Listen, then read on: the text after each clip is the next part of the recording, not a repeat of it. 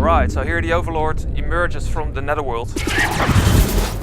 So the minions have greatly dwindled in numbers, so you have to build up a new army of minions. And you know, this place is you know, bursting with life force, seals, you know, rabbits, humans, whatever crawls and walks around, you can kill it.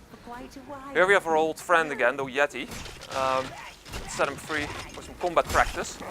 These are living test subjects, but he can be quite nasty if you don't watch out. So the minions have prepared a little test for me. So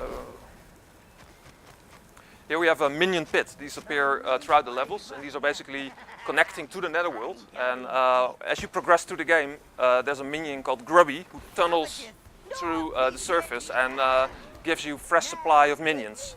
But yeah, sometimes the Grubby cannot go to particular areas, so you have to free bits and pieces up and to make the minions yeah, expand their tunnel network.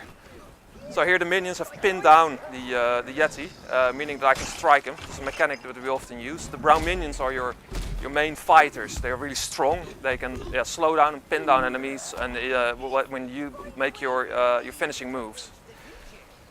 So this Yeti is trying to throw some snowballs at me, so I have to avoid them and find a way to get to him. The minions are taking down this balustrade here. Oh, careful. So here I sweep my minions over them. I do this with the right thumbstick, so they basically go whatever I tell them to. So they're basically, you're controlling sort of like two avatars, your main character and the sweep group, what we call them. So you can direct your horde, which grows in numbers throughout the game, yeah, to areas on the battlefield. Oh. So now I've got to gather 30 life force for netherworld minions.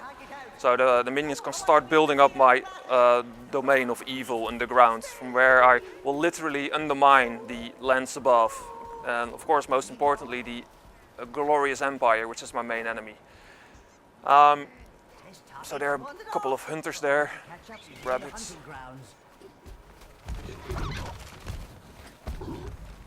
Just follow the Yeti down.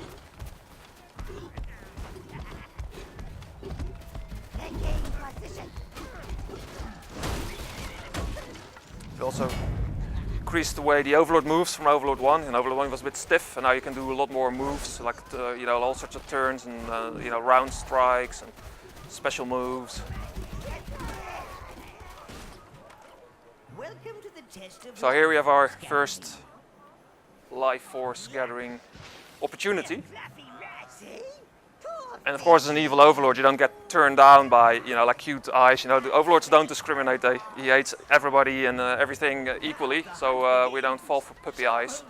So here we have the Babel Seals. The minions club them, and you see the life force pop out. They take, of course, great joy in that. There comes another netherworld gate, and I can expand my horde.